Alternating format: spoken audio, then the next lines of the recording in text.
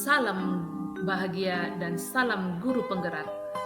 Pada kesempatan ini, saya Eni Tioma Kronika Pasaribu, calon guru penggerak Angkatan 8 Kabupaten Tapanuli Utara. Unit kerja saya di TK GKPI Tarutun Kota. Saya akan memaparkan kesimpulan dan refleksi pemikiran Ki Hajar Dewantara pada tugas koneksi antar materi modul 11. Saya akan merefleksikan diri saya dengan 3 pertanyaan. Pertanyaan yang pertama, apa yang saya percaya tentang murid dan pembelajaran di kelas sebelum saya mempelajari modul 1.1? Yang kedua, apa yang berubah dari pemikiran atau perilaku saya setelah saya mempelajari modul ini? Yang ketiga, apa yang dapat segera saya terapkan lebih baik agar kelas saya mencerminkan pemikiran Ki Hajar Dewantara? Apa yang saya percaya tentang murid dan pembelajaran di kelas sebelum saya mempelajari modul 1.1? Sebelum saya mempelajari modul 1.1, yang ada di pikiran saya yaitu yang pertama, saya dalam proses pembelajaran pada saat anak-anak belajar, saya berharap mereka duduk tenang, tertib dan tidak ada yang ribut. Yang kedua, saya selalu meyakini bahwa anak-anak yang selalu cepat di dalam mengerjakan tugas, bahwa dia adalah anak yang pintar.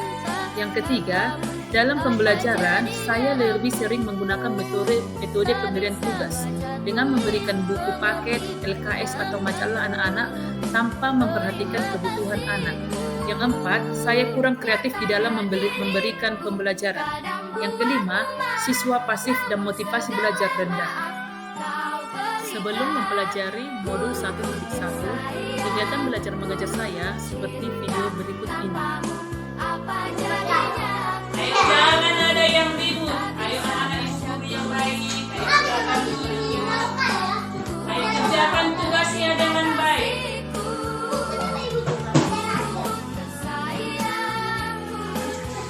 Ayo.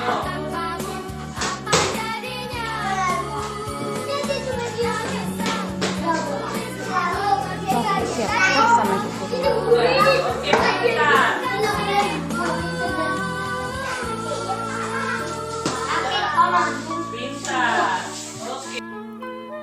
Pembelajaran hanya diberikan melalui buku, LKS atau majalah anak. Anak lebih sering disuruh untuk menulis buku yang dibagikan oleh guru.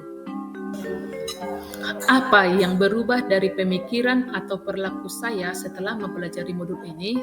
Yang berubah dari pemikiran atau perilaku saya setelah mempelajari modul ini adalah yang pertama, merubah pemikiran, yaitu bahwa setiap anak memiliki karakteristik yang berbeda-beda, menciptakan model pembelajaran yang kreatif, pembelajaran berpusat pada murid, menciptakan suasana kelas yang menyenangkan, melakukan pendekatan kepada peserta murid baik fisik maupun sosial emosionalnya.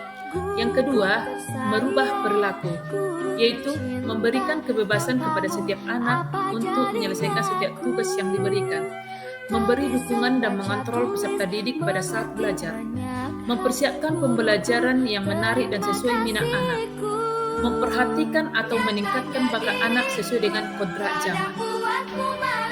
Yang ketiga, apa yang dapat segera saya terapkan lebih baik agar kelas saya mencerminkan pemikiran Ki Hajar Dewantara. Yang dapat saya terapkan lebih baik di kelas saya yang dapat mencerminkan pemikiran Ki Hajar Dewantara, yaitu yang pertama, sebagai seorang pendidik, saya harus menjadi teladan, bersikap, memberikan semangat serta dorongan dalam menanamkan pendidikan karakter. Yang kedua, merancang pembelajaran semenarik mungkin untuk meningkatkan minat belajar anak. Yang ketiga, pembelajaran lebih mengutamakan karakter sikap. Yang keempat, menerapkan pembelajaran berbasis lokal dan budaya lokal. Yang kelima, pembelajaran yang mengutamakan budi pekerti. Yang keenam, mengikuti pelatihan-pelatihan untuk meningkatkan kualitas pendidikan. Pembelajaran yang bersifat umum yang artinya bahwa pendidikan harus diberikan seluas-luasnya dengan cara menuntun siswa ke arah yang lebih baik.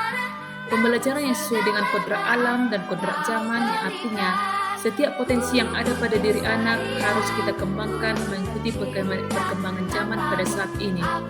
Mengintegrasikan permainan ke dalam pembelajaran, karena melalui permainan dapat meningkatkan potensi yang dimiliki oleh setiap anak.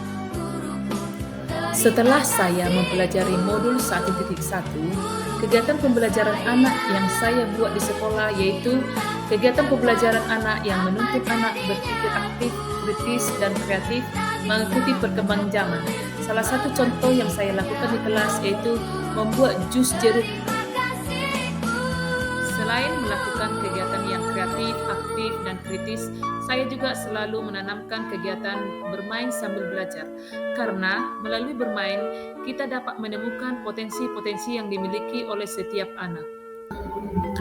Kesimpulan yang dapat saya ambil dari modul 1.1 adalah dalam pembelajaran, saya akan lebih mengutamakan kebutuhan siswa dan saya akan mengembangkan setiap potensi yang dimiliki oleh anak dengan cara memberikan berbagai sumber belajar yang menarik dan dapat meningkatkan pola pikir anak yang aktif, kreatif, dan dapat memecahkan masalahnya sendiri. Dan saya juga akan berkomunikasi aktif kepada setiap siswa tentang hambatan dan kesulitan yang mereka hadapi terhadap pembelajaran. Demikian hasil kesimpulan dan refleksi pemikiran saya tentang pembelajaran Ki Hajar Dewantara. Sekian dan terima kasih.